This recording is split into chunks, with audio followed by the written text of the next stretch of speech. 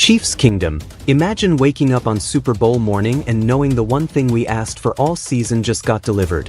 A game-wrecking pass rusher who finishes drives and flips fields. That's the energy around Kansas City right now as a $28 million edge monster hits the rumor mill as the potential finishing piece. If Brett Veach pulls this off, the path to another Lombardi suddenly feels a lot shorter. Today, we're breaking down the ripple effects, the cap gymnastics, and exactly how this move would change the Chiefs down the stretch. I'm your host, and this is Kansas City Chiefs Today, the daily home for breaking news, smart rumors, and real fan talk. If you're new here, stick around because we are pushing hard to 5,000 subs, and your voice matters on this channel. Let's get into it. Let's set the stage.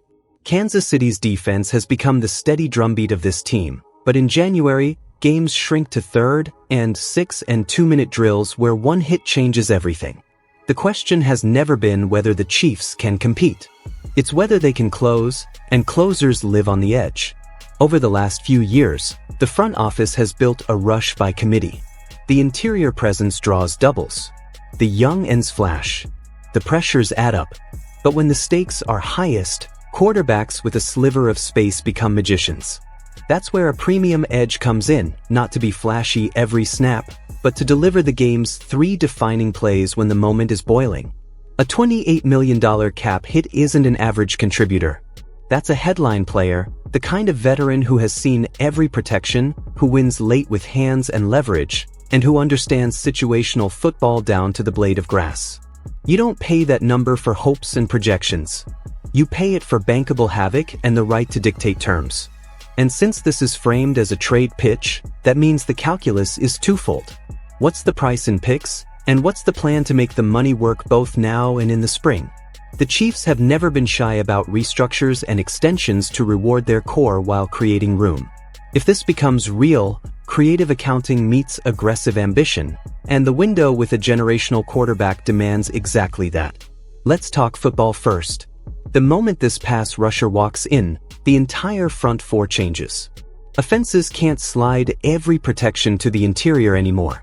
The edge becomes a must account for, and that stress has a way of turning 3rd and manageable into 3rd and prey. Suddenly, coverage doesn't have to live in perfection for 7 seconds. The ball comes out faster, the routes get shorter, and the defense plays on schedule.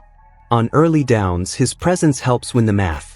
Wide zone teams hate a disciplined, violent end who sets the edge and squeezes cutback lanes.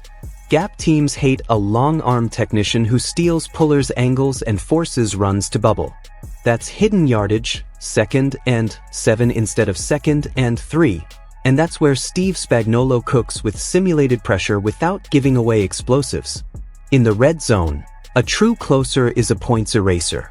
Sprint-out fades and back-shoulder shots don't get off on time. Bootlegs turn into throwaways. Those are the 4-point swings you feel on the scoreboard, and they stack by December. Give Spags a finisher on the edge, and he'll find the mismatch that breaks a drive in half. From a rotation standpoint, the trick is snap economy. You don't need him at 85% snaps in November. You need him at his absolute peak for 38 meaningful snaps in January, plus a 2-minute drill where he wins twice. That means packages. It means load management. It means pairing him with a speed rusher on one side and a bull on the other to stress angles, and bringing interior twist partners to hunt soft shoulders. There's also a domino for takeaways. Pressures create panic, panic creates poor decisions, and poor decisions feed the ball hawks. If the Chiefs stack a top 5 pressure rate without bringing extra bodies, the back end can bait throws, and that's how you rip off the kind of December stretch that locks up seeding. There are risks, and we should say them out loud.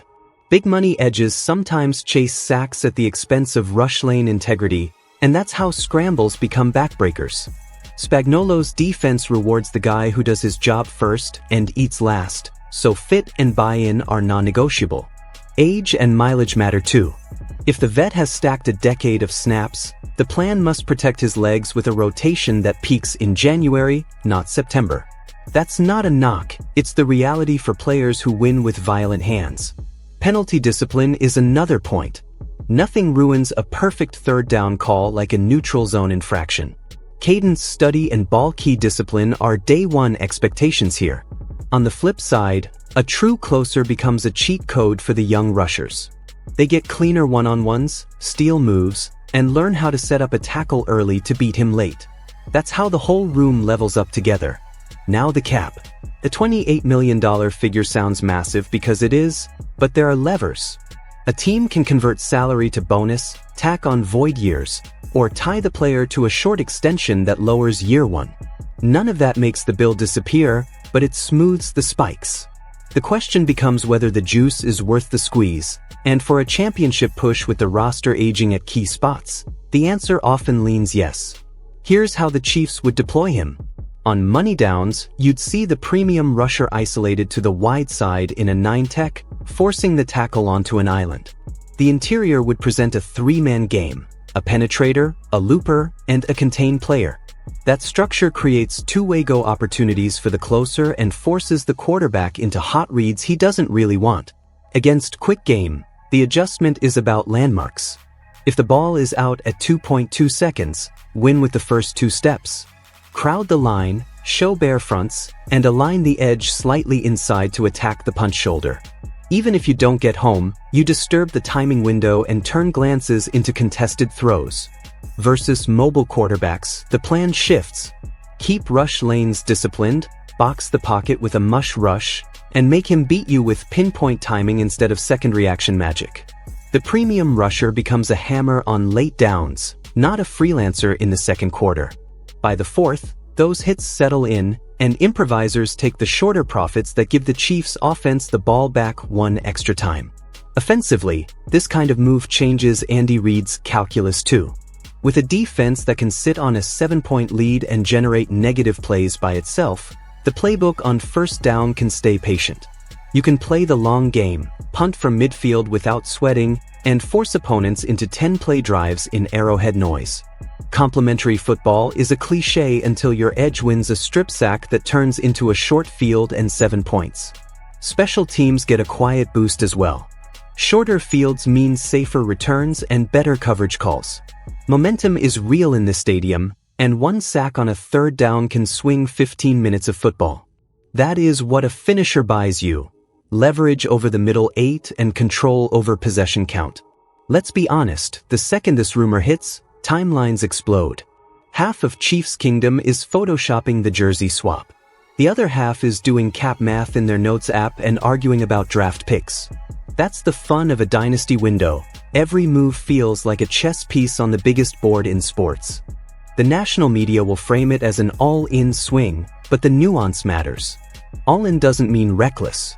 It means intentional pressure on the rest of the AFC to keep up.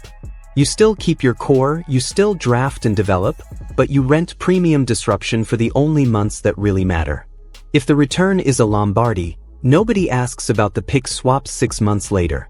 Fans will also question fit. Can a high-salary vet buy into the Spags culture of unselfish pressure and contain rules? That's the litmus test in Kansas City. If the answer is yes, the city will love you forever. If it's no, the snaps get redistributed quickly. Accountability has been a pillar of this era, and that won't change for any name or price tag. Zoom out to January. The AFC is a gauntlet of elite quarterbacks and offensive coordinators who script the first 15 like it's a science fair project. The margins are field position, hidden yardage, and whether your rush can win without blitzing. If this move lands, the Chiefs show up with a top-tier closer, and that changes the math for every contender that wants to play pitch and catch all afternoon. Against the usual suspects, the edges of the game swing. Third and 8 in the fourth is no longer a coin flip, it's tilted. 2-minute drills become uncomfortable. And Arrowhead in late January becomes a pressure cooker again, not just for opposing QBs, but for their play callers who suddenly run out of safe answers on the call sheet. So where does that leave us? It leaves us with a front office staring at the same whiteboard we all are and asking one question. Is the final piece a proven closer off the edge? The cost is real. The upside is a parade. That's the tension, and it's the right kind of tension to have when you've built a machine that only measures seasons in rings. Here's my take. If the compensation is manageable and the contract can be smoothed, you do it. You add the finisher, you lean into your identity as a complete team, and you trust your leaders to integrate a vet who wants the same thing this locker room wants. The Dynasty windows don't stay open forever. When you've got a shot to make January shorter and February louder, you take it. That's going to do it for today's show on Kansas City Chiefs today. Make sure you're subscribed because we're on the road to 5,000 and the next few days could get wild. Drop your takes in the comments and join the road to 5,000 subs here on Kansas City Chiefs today.